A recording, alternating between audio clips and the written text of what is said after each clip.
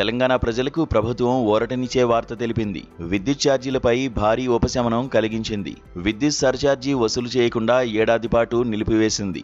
ఈ మేరకు true up పేరుతో వినియోగదారుల నుంచి సర్ఛార్జీ వసూలు చేయడం ఏడాది పాటు నిలిపివేస్తున్నట్లు విద్యుత్ నియంత్రణ మండలి ప్రకటించింది.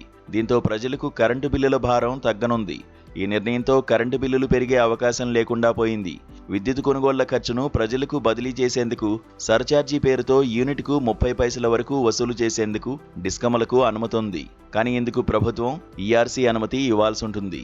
వసూలుకు అనుమతి ఇవ్వకపోవడం వల్ల 2023-25 మధ్య డిస్కమ్లపై 10,000 కోట్ల రూపాయల భారం పడింది. ఇక ఏడాది పాటు వసూలు చేయకపోవడం వల్ల వడ్డీ రూపంలో 300 కోట్ల రూపాయలు డిస్కమ్లు నష్టపోనున్నాయి.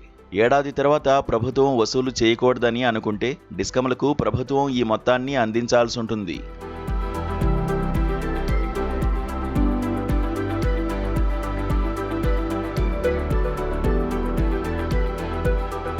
సర్ఛార్జీని వినియోగదారుల నుంచి వసూలు చేసేందుకు అనుమతి ఇవ్వాలని ఈఆర్సీని డిస్కమ్లు కోరాయి. ఇందుకోసం పిటిషన్లను దాఖలు చేయాల్సి ఉంటుంది.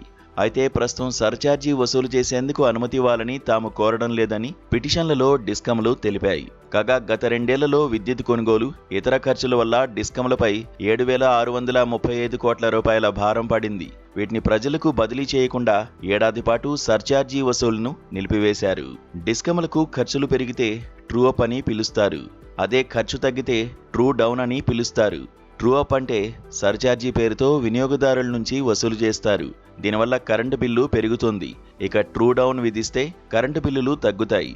అయితే త్వరలో తెలంగాణ రైతు డిస్కం ఏర్పాటు చేసేందుకు ప్రభుత్వం రెడీ అవుతోంది. ఈ డిస్కంల వల్ల విద్యుత్ రంగంలో నూతన సంస్కరణలు ప్రవేశపెట్టనున్నారు. ఈ క్రమంలో సర్ఛార్జీలు వసూలు చేయకూడదని ప్రభుత్వం నిర్ణయం తీసుకుంది. ప్రభుత్వం తీసుకున్న ఈ నిర్ణయంతో డిస్కమ్లపై భారం పడనుండగా ప్రజలకు మాత్రం ఊరటగా చెప్పవచ్చు. ఇప్పటికే నిత్యావసరాల ఖర్చులు పెరగడంతో సామాన్యులపై భారం పడుతోంది. ఇప్పుడు కరెంటు బిల్లులు పెరిగితే అదనపు భారం పడుతుంది. ఈ ఉద్దేశంతో ప్రభుత్వం భారం వేయకూడదని నిర్ణయించింది.